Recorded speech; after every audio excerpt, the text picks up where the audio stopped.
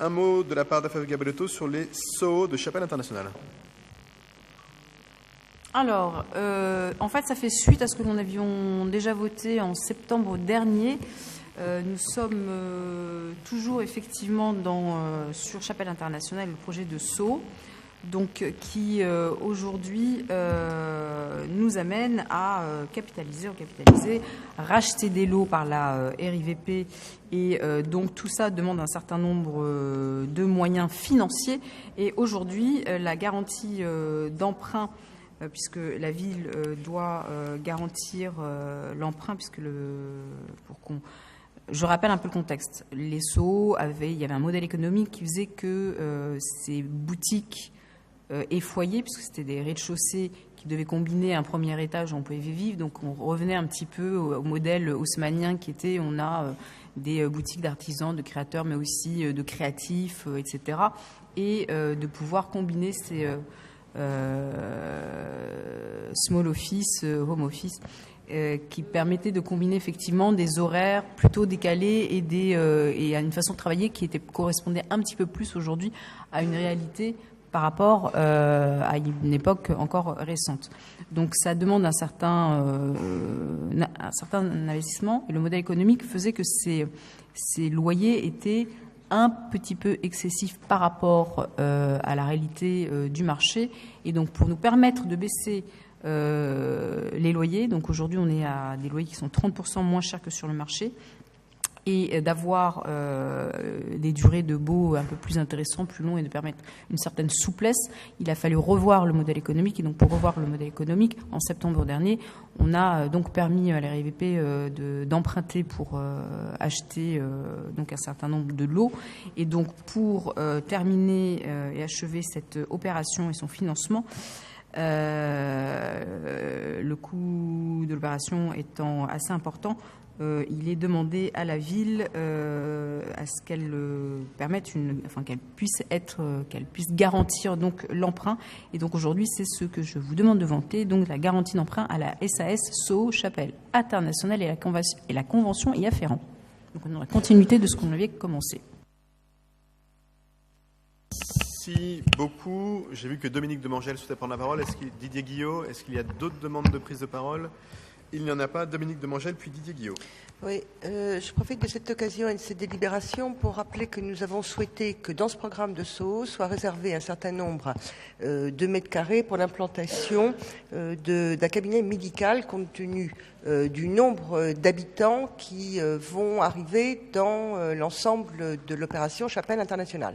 En dépit des multiples sollicitations à cet égard, nous n'avons toujours pas de réponse opérationnelle sur la réservation de ces mètres carrés, ce qui nous paraît quand même dommage, parce que le projet progresse avec une configuration qui est de plus en plus précise, et pour avoir des mètres carrés suffisants d'un seul bloc, pour avoir un cabinet médical, il faut qu'on puisse localiser effectivement ces mètres carrés dès maintenant.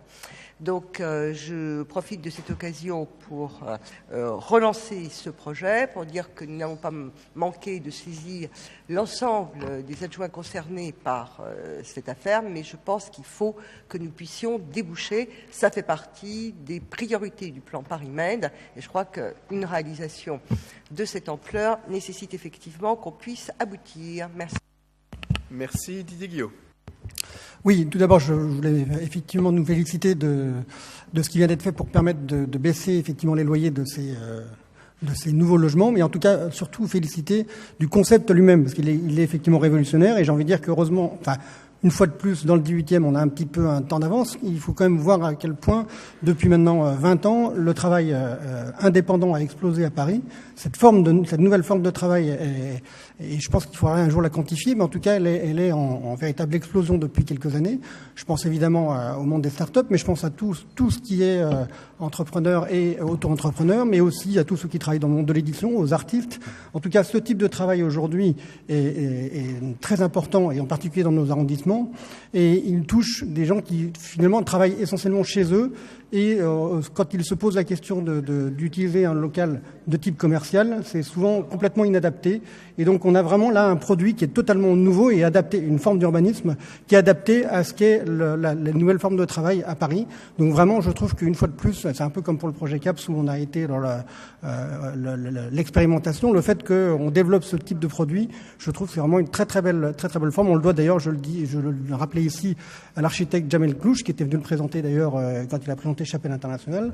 Et en tout cas, j'espère qu'une fois que ce modèle sera effectivement stabilisé et réalisé dans Chapelle Internationale, il pourra se développer très largement dans Paris, parce que ça correspond exactement à la demande aujourd'hui de ce type de population à Paris, qui est vraiment en très grand nombre. Voilà. Merci.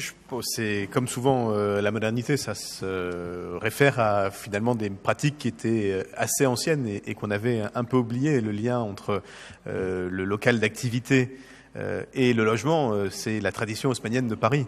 Et on retrouve ces modes d'organisation, d'abord parce que les modes de déplacement, notamment des entrepreneurs, ont changé. Et maintenant, rares sont ceux qui souhaitent faire une demi-heure, 3/4 d'heure de transport pour aller, y compris dans leur boutique. Et donc, le fait de rapprocher le lieu de travail du lieu d'habitation est essentiel.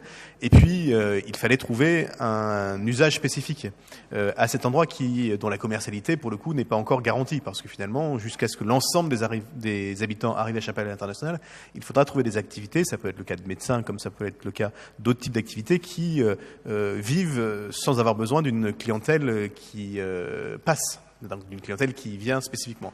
Et je pense que le pari que nous faisons, et le bon pari, je sais qu'il va être compliqué de le gagner et qu'il va falloir beaucoup s'y engager pour trouver les bonnes activités qui soient capables de faire venir leur propre clientèle et en même temps qui participent à l'animation de la rue, à l'animation de la vie du quartier. Mais je suis convaincu que c'est un très beau modèle.